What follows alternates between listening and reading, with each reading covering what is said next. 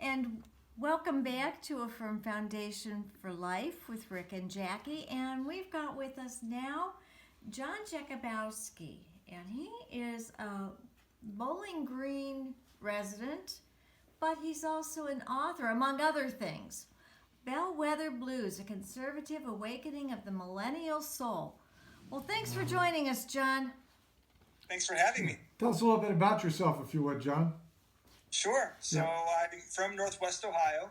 I grew up in the Toledo area, graduated from Rossford High School, have an amazing family with loving parents. As I say in the book, we didn't have a ton of resources. My dad went to be a pastor when I was, I think, in middle school, and we took an income cut that was like 7 to 8 times what we were making before because he was a physical therapist. So we actually qualified for school lunches. But not once did I feel, like we had an economic hardship because we always had their love and teachings of Scripture and an amazing family to grow up in. Okay. So that's it. Before I got to college, I was in Guatemala as a missionary for 6 months. I had like kind of a middle period there, was able to have some experience abroad, and then came back, played football at Bowling Green State University, where eventually I met the love of my life, who is named Missy. And Missy and I did not start dating until I left for Houston for a private sector opportunity, and she left for D.C. To work for an event planning company. So we were in Houston, dating long distance.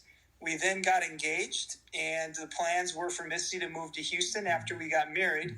But one day, sitting at my desk in Houston, I read an article about a guy named Tony Hall, former congressman from Southern Ohio, a Democrat congressman.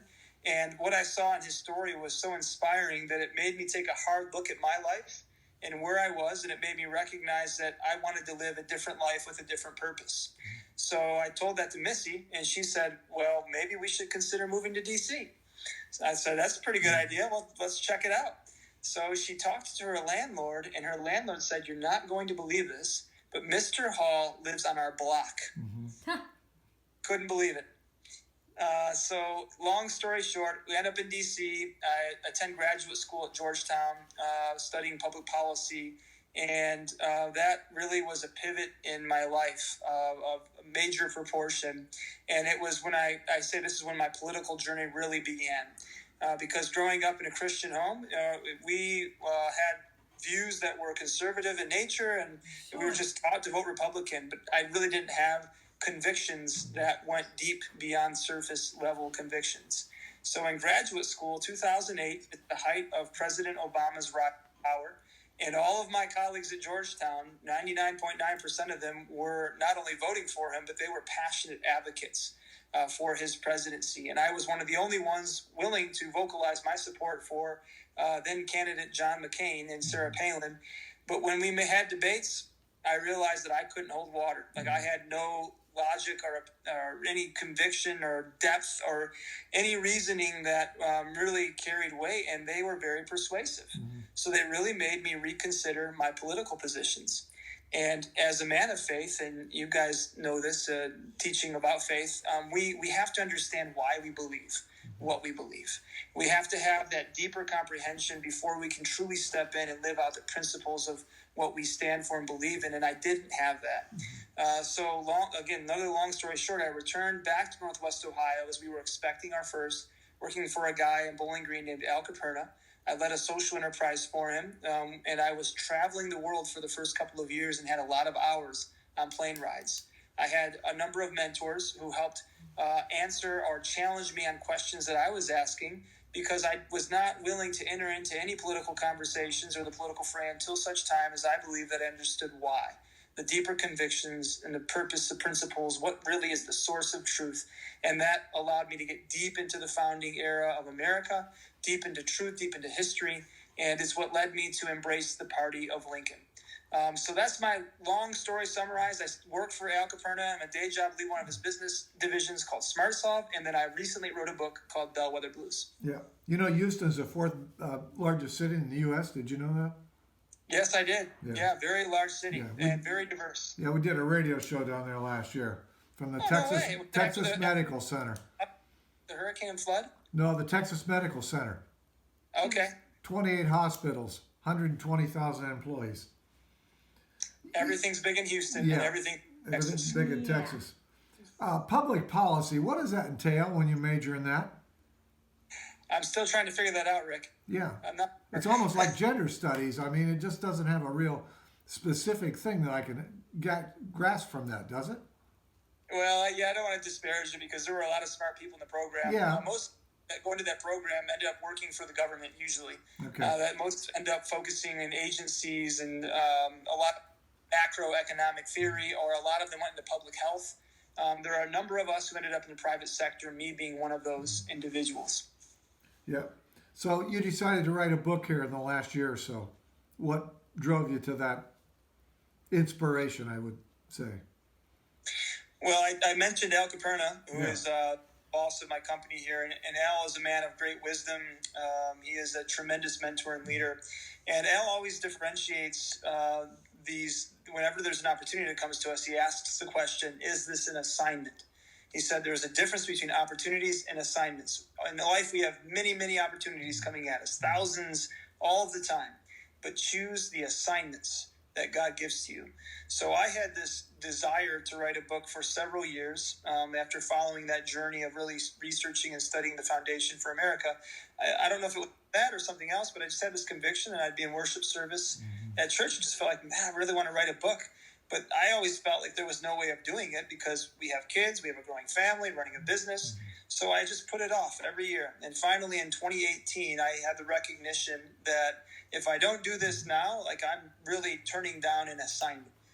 So that's when I said yes to writing a book, and I made a New Year's resolution that I was going to start writing a book that year.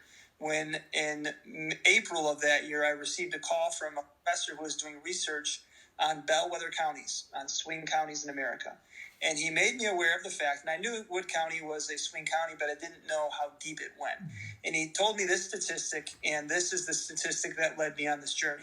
He said in America of 3,142 counties, or similar subdivisions, they're called parishes in Louisiana, he said that there's 59 that are considered swing as having voted for Bush, Obama, Trump. And Wood County happens to be one of those. So I said, that's it. That's the key that I think I can use to build a book, and that's how I started Bellwether Blues. Mm-hmm. You know, you mentioned over half the counties, or you mentioned how many counties there are in the United States.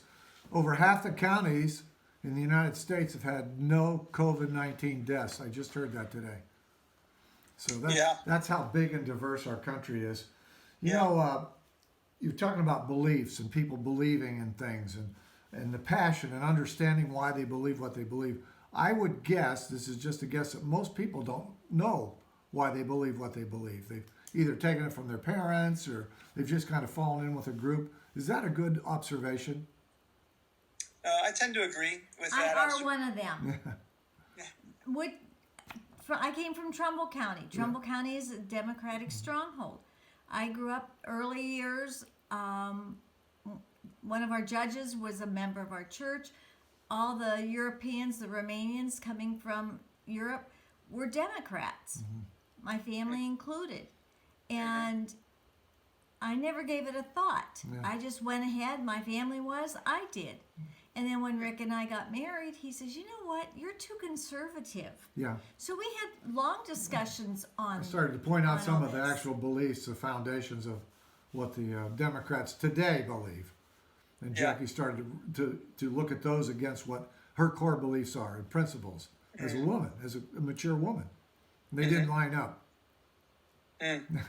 So that's what changed her. Is that what you found here in some of your research? And I think that's what I saw in your book. Yeah, I think that's what. Especially the last young man that you wrote about with the what was his name? Jeremy Harple, the last chapter? Yes. Yeah, the unions and all that stuff. Yeah, so I take a deep dive into the millennial generation because it's the now the largest generation in America with the greatest potential voting bloc, and that generation has been assumed to be lost. It's assumed that generation will be part and parcel of the left for the rest of their lives. And my research says not so fast. There's actually been a departure of millennials from the left. There's a movement away from the left, but they're not. That does not mean that they're embracing conservatism. That does not mean they're embracing the Republican Party. Right. Yeah, John. Let's take a break there, and we'll come back here, and you can really get into that in depth here in the next segment. It's Rick and Jackie, Northwest Ohio's most trusted hosts this morning on A Firm Foundation for Life with John Jakubowski this morning, and we've changed gears a little bit from our crisis series, and we're talking about a very important book that John has just released, something that will be of great interest to everyone in Northwest Ohio. And we're on A Firm Foundation for Life on 1370 WSBD and 929 FM. And thanks for sticking with us here on A Firm Foundation for Life with Rick and Jackie. John, thank you for sticking along here.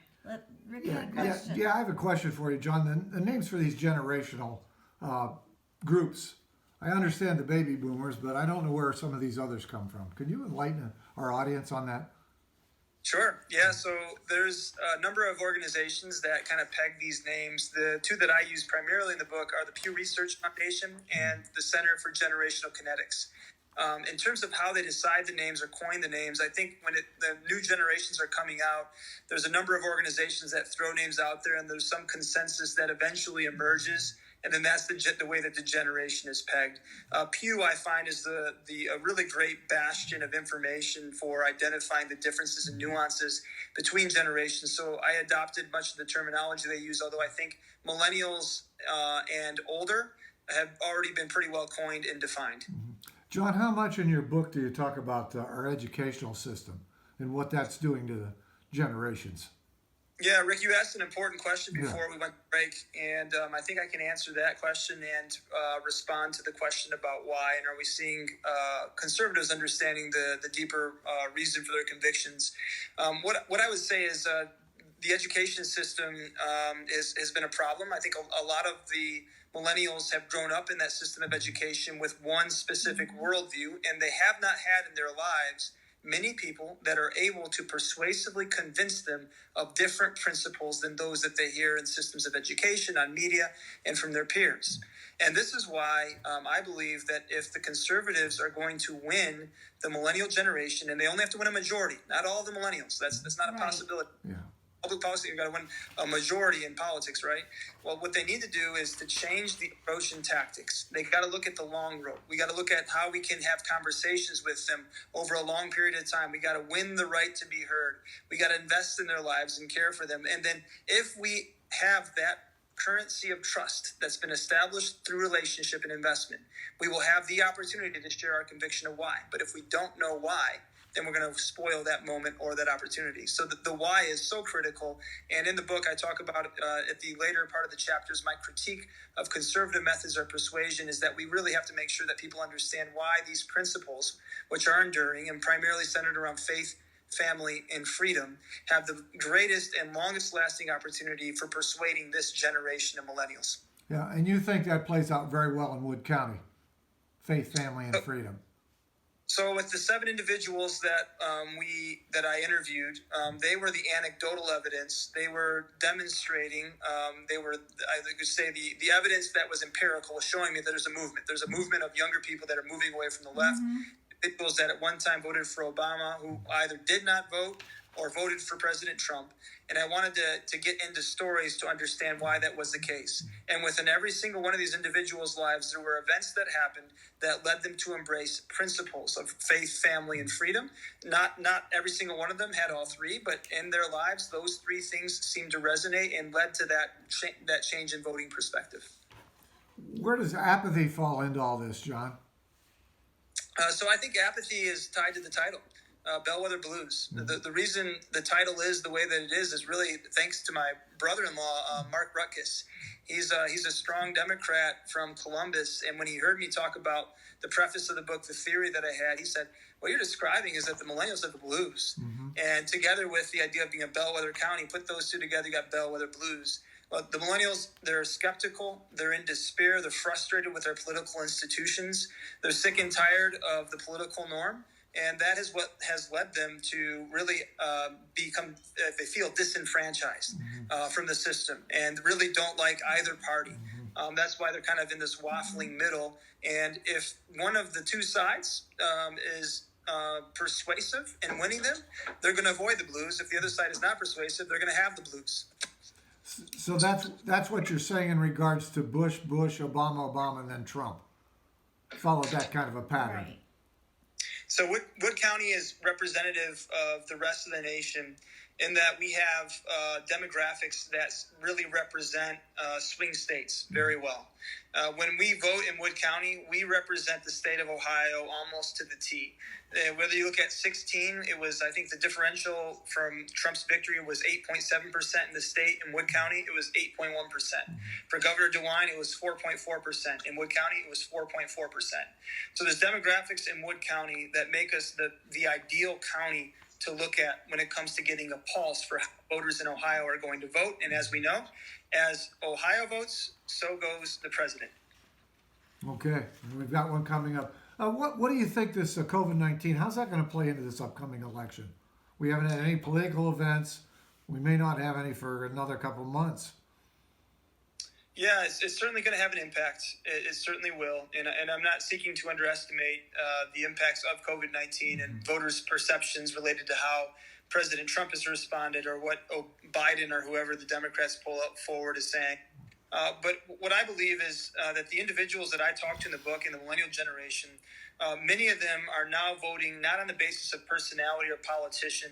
They're taking a deeper dive into what candidates represent. And again, this is a majority of the millennials who are trying to persuade. And many of them now having children, I think it gives them a different perspective as to how they look at life. No longer it's just about me, it's also about some other people that are surrounding me. The people in my book and those who I talk to, I think have a different perspective that they're going to add as they consider who to vote for in November of 2020. Now that you have 4 children, did that change your perspective? So when I was traveling throughout the world and reading these books, you better believe it, because my wife was expecting our daughter Amelia. We have 4 children, 9, 7, 5, and 2. And much of my life now is about what I can do to secure their future. And many of the decisions that I make, it's Winston Churchill who says this, and it's obvious to us, but I think he coins the term really well. If you're not liberal at the age of 25, you have no heart. If you're not conservative by the age of 35, you have no brain. So you apply that thinking and logic to having children, and we want to make decisions that secure the best possible future for their lives, and that means it entails thinking about the way that we vote and who we vote for. Yeah, and fatherless families has really hurt our country in many deep ways. You bring that out in the book, right? Yeah, definitely. I think that's one of the gravest concerns that we should have as a nation. There are many fatherless families.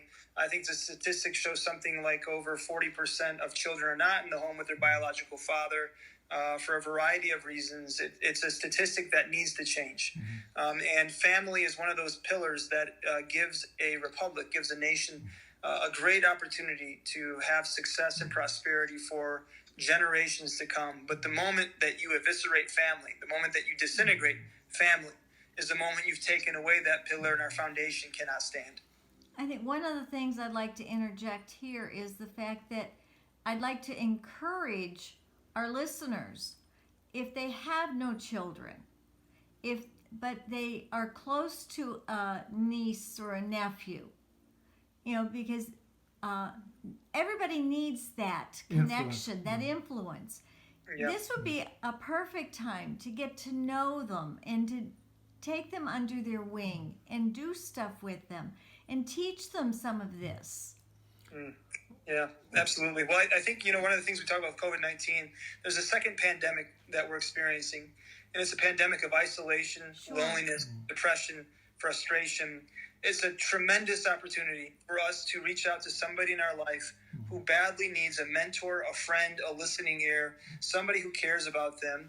And in that process of building a relationship, you have gained something that you can never lose, that deeper level of relationship. And through that process of relationship, my argument to conservatives is you're going to have a chance. You're going to have a better platform than you ever will on social media with a one-to-one conversation with somebody who now cares about what you have to say because you care about them. Yeah. Right. Okay, tell our listeners here in the last minute about your book and where they can buy it. And thanks for sold out on Amazon. It's sold out on Amazon. Go ahead. It did. They're replenishing their stock. It's amazing. I mean, the feedback or the amount of interest we've received. It was cited on Rush Limbaugh. I was on the Daily Signal podcast. number of interviews, it's really overwhelming. So I want to thank you for having me on, and thank everybody for this initial wave of excitement. You can buy it wherever books are sold. Obviously, most bookstores are closed right now, so it has to be an online purchase, whether that's Barnes & Noble, Amazon, Books A Million, independent bookstores, or on our website, bellwetherbluesbook.com.